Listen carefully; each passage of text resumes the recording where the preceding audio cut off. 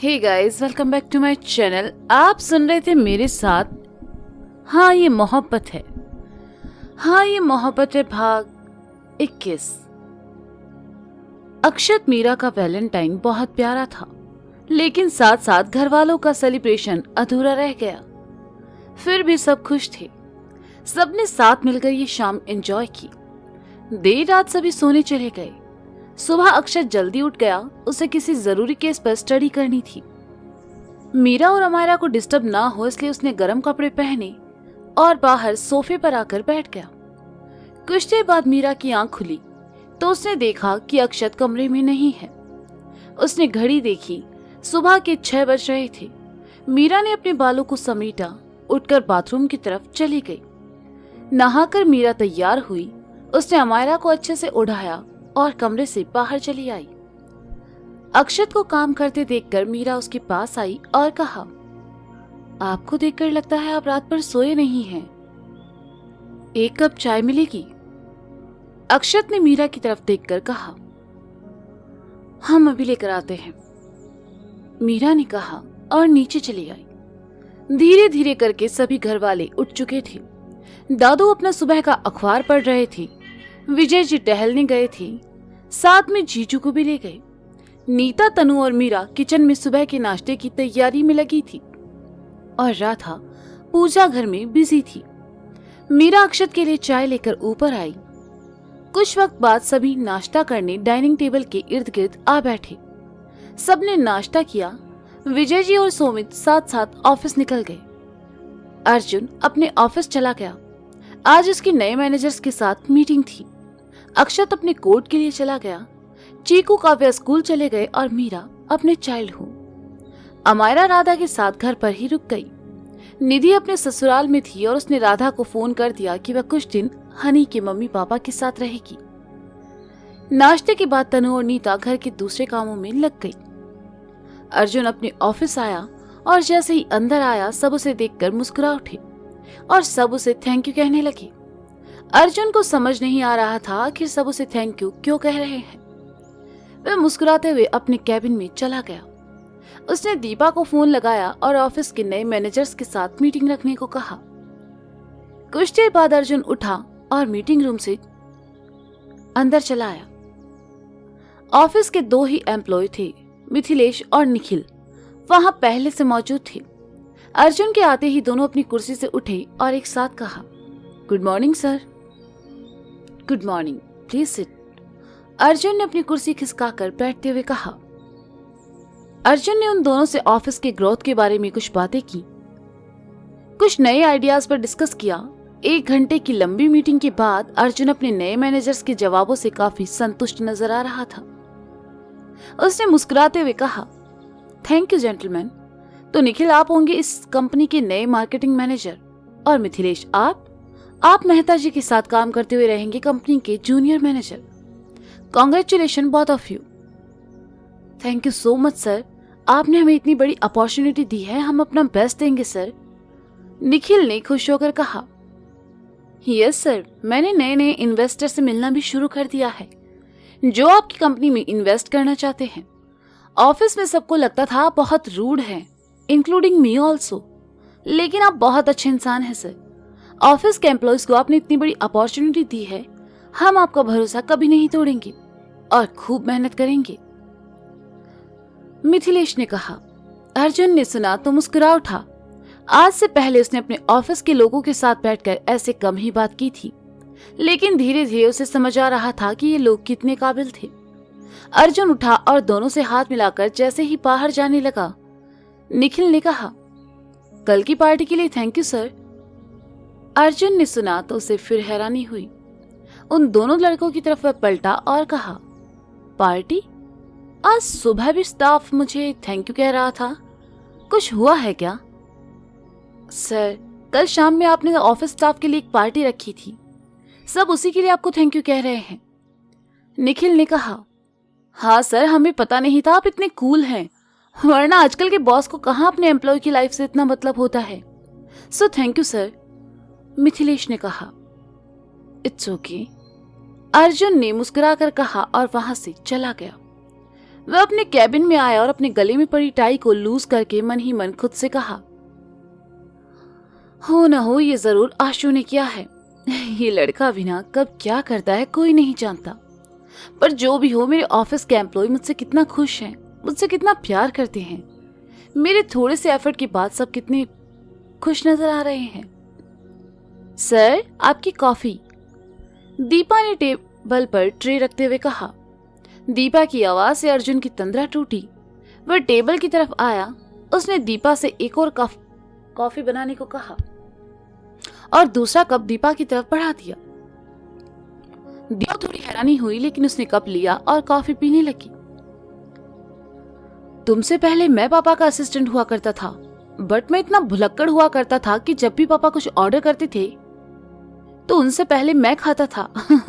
और उस पर बहाना ये कि पापा मैं आपकी परवाह करता हूँ, इसलिए।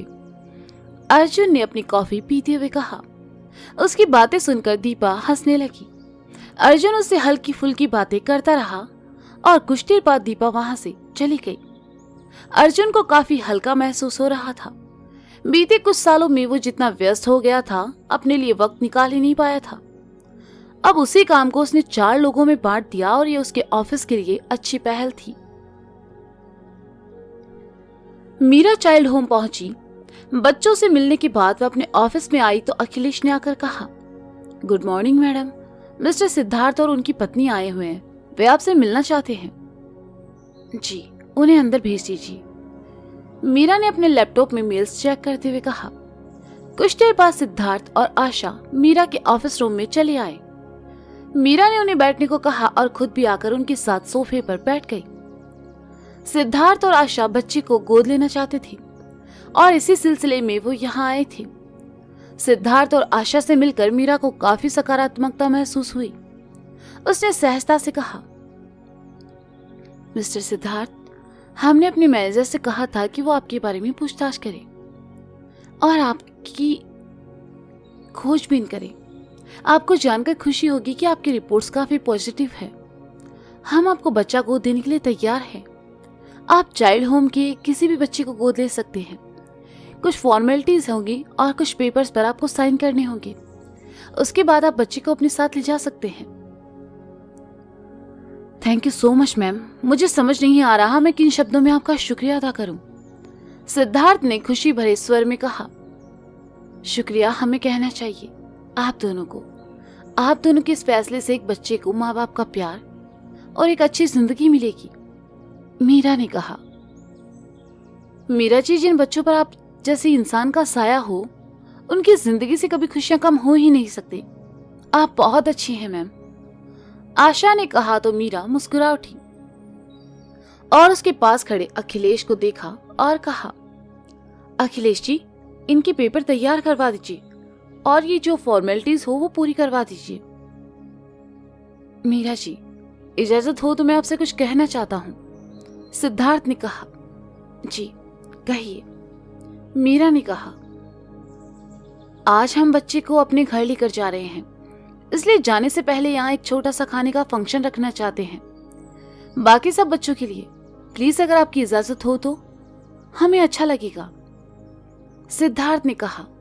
मीरा कुछ देर सोचती रही, फिर कहा, माफ करना सिद्धार्थ जी, यहाँ की रूटीन के हिसाब से बच्चों की हेल्थ देखते हुए उनके लिए बाहर का खाना अलाउड नहीं है। मैं समझ सकता हूं, पर क्या मैं आशा और उन्हें कुछ गिफ्ट दे सकते हैं? प्लीज इनके लिए तो ना मत कहिएगा। सिद्धार्थ ने बहुत ही आस भरे स्वर में कहा। मीरा ने हामी भर दी तो आशा उठकर अखिलेश के साथ चली गई। मीरा बहुत खुश थी। वह उठी और ऑफिस रूम में लगी सावित्री जी की तस्वीर के सामने खड़े होकर कहने लगी, माँ, हमने आपसे किया वादा पूरा किया। इन बच्चों को एक बेहतर जिंदगी देकर हम वादा करते हैं माँ, अपनी आखिरी सांस तक आपके सपने को पूरा करेंगे। ईश्वर के घर में आप हमें देखती होंगी ना। आज आप हमारे साथ होती तो हमारी पीठ थपथपाती। आपकी बहुत याद आती है। ऐसा नहीं है कि राधा माँ हमें प्यार नहीं करती, वो हमसे बहुत प्यार करती हैं। वो कभी हमारे साथ सास बनकर नहीं रही, बल्कि हमें हमेशा माँ का प्यार दिया। अक्षर जी भी हमारा बहुत ख्याल रखते हैं और बाकी घर वाले वो तो हम पर जान छिड़कते हैं, लेकिन कभी कभी आपकी कमी बहुत महसूस होती है। काश आप हमारे साथ होती। कहते हुए मीरा ने अपनी आंखें मूंद ली। आंसुओं की कुछ बूंदें उसके गालों पर लुढ़क आई। मैडम, वो मैंने, अखिलेश ने अंदर आते हुए कहा तो मीरा की तंद्रा टूटी। उसने अपने आंसू पोंछे और अखिलेश की तरफ पलटकर कहा, जी अखिलेश जी, आप कुछ कह रहे थे। हाँ मैडम, मैंने सिद्धार्थ जी को बच्चे से मिलवा दिया है। ये पेपर पर आपका साइन चाहिए था, अखिलेश ने कहा। मीरा ने पेपर्स लिए और पढ़ने के बाद उन पर साइन करने लगी। अगले ही पल अखिलेश का फोन बजा और उसने डरे हुए स्वर में हैरानी से कहा, क्या क्या हुआ माँ को, और कब हुआ? तुम लोग मुझे अब बता रहे हो? मैं अभी निकलता हूँ। क्या हुआ अखिलेश जी, सब ठीक है ना? मीरा ने अखिलेश की तरफ पलटकर पूछा। वो माँ, मुझे जाना होगा मैडम, अखिलेश ने घबराए हुए स्वर में कहा। आप घबराइए मत, उन्हें कुछ नहीं होगा। आप अभी घर के लिए निकल जाइए, मीरा ने अपने टेबल के ड्रॉअर की तरफ आते हुए कहा। हाँ मैडम, मुझे अभी जाना होगा। कल तक तो वो ठीक थी, आज अचानक से, कई दिनों से वो घर आने को कह रही थी, मैं जा नहीं पाया, अखिलेश ने परेशान होते हुए कहा। मीरा ने अपने ड्रॉअर से कुछ रुपए निकाले और उन्हें अखिलेश की तरफ बढ़ाकर कहा, परेशान मत होइए, उन्हें कुछ नहीं होगा। अरे मैडम, ये किस लिए? नहीं नहीं, मैं ये नहीं ले सकता, अखिलेश ने मना करते हुए कहा। मीरा ने अखिलेश का हाथ पकड़ा और रुपए उसके हाथ पर रखते हुए कहा, चिंता मत कीजिए, वो जरूर ठीक हो जाएंगी, और ये रुपए रखिए, आपके काम आएंगे। आपने इस चाइल्ड होम को इतना वक्त दिया, हमारी भी आपके प्रति कोई जिम्मेदारी बनती है। हम ड्राइवर से कह देते हैं, वो आपको ले जाएंगे। मीरा का अपनापन देखकर अखिलेश की आंखें भर आई। उसने हामी में गर्दन हिला दी और चला गया। अपने कैबिन में बैठा अक्षत किसी फाइल को देख रहा था। फाइल देखते हुए अक्षत ने कहा, सचिन, वो थर्ड रो में रखी तीसरे नंबर की किताब देना जरा। सर, आपकी बुक, सचिन की जगह चित्रा ने किताब अक्षत की तरफ बढ़ाकर कहा। अक्षत ने देखा सचिन कैबिन में नहीं है तो उसने चित्रा से पूछा, सचिन कहाँ है? सचिन सर फैमिली कोर्ट गए हैं। मिस्टर कल्पेश का जो केस है उसमें डोमेस्टिक वायलेंस का केस भी अटैच है, उसी की फाइल लेने, चित्रा ने कहा। कल्पेश केस की स्टडी तुम कर रही हो? अक्षत ने पूछा। यस सर, ये केस काफी पेचीदा है और मेरी प्रैक्टिस में ये बहुत हेल्प करेगा, चित्रा ने कहा। दैट्स गुड, तुम्हें इस केस से जुड़े लोगों से मिलकर उनका स्टेटमेंट लेना चाहिए। इससे तुम इस केस को अच्छे से समझ पाओगी। ये काफी लंबा जाने वाला है, अक्षत ने कहा। बिल्कुल सर। सर, क्या आप मेरी हेल्प करेंगी ये कुछ पॉइंट समझने में? चित्रा ने हिचकिचाते हुए पूछा, क्योंकि वह अक्षत के स्वभाव को जानती थी। प्लीज सिट, अक्षत ने कहा और चित्रा को बड़ी बारीकी से सब पॉइंट समझाने लगा। चित्रा तो उसकी फैन हो गई। आज अक्षत का मूड काफी अच्छा था और किसी केस की डेट भी नहीं थी, इसलिए उसने चित्रा की पढ़ाई में थोड़ी मदद कर दी। अक्षत ने महसूस किया कि चित्रा पढ़ने में और चीजों को सीखने में काफी एक्सपर्ट थी। कुछ देर बाद अक्षत उठा और किसी काम से बाहर चला गया। चित्रा आज बहुत खुश थी। कुछ वक्त के लिए ही सही अक्षत ने उसकी मदद की। फाइल देखते हुए चित्रा ने पेन अपने मुंह में रखा और मुस्कुराते हुए सोच में डूब गई। सचिन कैबिन में आया तो चित्रा को अकेले में मुस्कुराते देखकर हैरान हुआ और फिर उसके सामने आकर चुटकी बजाते हुए कहा, हेलो, कहाँ खोई हो? सचिन की आवाज से चित्रा की तंद्रा टूटी। उसने सचिन की तरफ पलटकर कहा, कहीं भी तो नहीं? अच्छा, ये लो कुछ फाइल्स, इन्हें माथुर साहब से अटैच करवा लेना प्लीज, मैं आज बहुत थक गया हूँ। सचिन ने फाइल सामने टेबल पर रख अंगड़ाई लेते हुए कहा। चित्रा आज खुश थी, इसलिए उसने खुशी खुशी उन फाइल्स को उठाया और चली गई। कॉरिडोर में भीड़ देखकर चित्रा नीचे बने रास्ते से जाने लगी। कुछ देर बाद ही कोर्ट में भगदड़ मच गई। कुछ लोगों का किसी वकील से झगड़ा हो गया और वे लोग हाथापाई पर उतर आए। भगदड़ की वजह से कौन किसको मार रहा है कुछ समझ नहीं आ रहा था। चित्रा ने देखा तो घबरा गई। उसने वापस जाना सही समझा, लेकिन जैसे ही वह वापस जाने के लिए पलटी, सामने गुस्से से खड़े आदमी ने हाथ में पकड़ा लकड़ी का टुकड़ा चित्रा की तरफ फेंका। घबराकर चित्रा ने आंखें मूंद ली, लेकिन वह चित्रा को लगता इससे पहले ही अक्षत बीच में आ गया और वो टुकड़ा उसकी पीठ पर आ लगा। अक्षत ने गुस्से से पीछे देखा। चित्रा ने अपनी आंखें खोली तो पाया कि अक्षत उसके सामने बिल्कुल उसके करीब खड़ा है। चित्रा का दिल धड़कने लगा। वह अक्षत के गुस्से भरे चेहरे को देखने लगी। अक्षत ने चित्रा के कंधे को छूकर उसे साइड किया और जाने का इशारा कर दिया। अक्षत को देखते हुए चित्रा वहां से निकल गई। कुछ देर बाद वहां पुलिस फोर्स आई और सबको संभाला। VS group and companies. Dad को और कितना वक्त लगेगा? उनसे कहो मैं उनका वेट कर रहा हूं, मुझे बाहर जाना है, विकी सिंघानिया ने असिस्टेंट से कहा। विकी सर, वे अभी मीटिंग में है और उन्होंने कहा है कि उन्हें कोई डिस्टर्ब ना करे। जैसे ही मीटिंग खत्म होगी वो आपसे मिलेंगे, असिस्टेंट ने कहा। व्हाट द हेल, अब क्या अपने डैड से मिलने के लिए मुझे वेट करना पड़ेगा? उनसे जाकर कहो कि मैं उनसे यहां मिलने आया हूं। जस्ट गो, विकी ने थोड़ा चिल्लाकर कहा तो असिस्टेंट वहां से चला गया। गुस्से में विकी सिंघानिया जी के कैबिन में यहां वहां घूमने लगा। वह कुमार और अपने दोस्तों के साथ गोवा जाना चाहता था, लेकिन सिंघानिया जी ने उसके सारे कार्ड्स ब्लॉक कर दिए थे। साथ ही उसके शहर से बाहर जाने पर पाबंदी भी लगा दी और इसी बात से नाराज होकर वह सिंघानिया जी से मिलने आया था।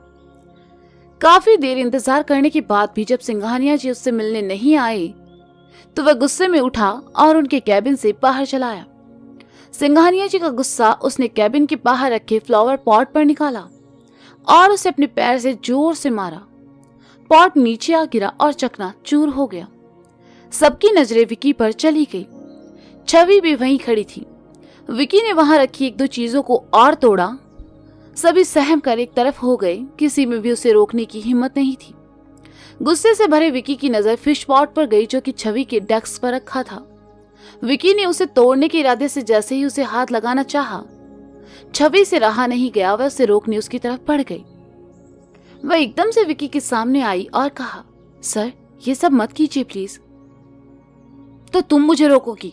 मुझे, विकी सिंघानिया को? You mother! विकी ने गुस्से में जैसे ही छवि को गाली देनी चाही, उसके गाली देने से पहले ही छवि ने खींचकर एक तमाचा विकी के गाल पर रसीद कर दिया। विकी के होश उड़ गए और आंखें फटी की फटी रह गई। साथ ही सभी ऑफिस वाले देखते ही रह गए। तो दोस्तों ये था हाँ ये मोहब्बत है भाग 21। इसका अगला भाग आप जल्द ही सुनेंगे मेरे साथ। तब तक के लिए शुक्रिया, बाय बाय, अपना ख्याल रखिए और हाँ सुनते रहे हाँ ये मोहब्बत है मेरे साथ। Bye bye. तब तक के लिए एक सवाल, क्या छवि को होने लगा है अक्षत से प्यार और क्या छवि और अक्षत में बढ़ेगी नजदीकियां? आपको क्या लगता है कमेंट सेक्शन में जरूर बताएं। तो मिलते हैं जल्द ही अगले भाग के साथ।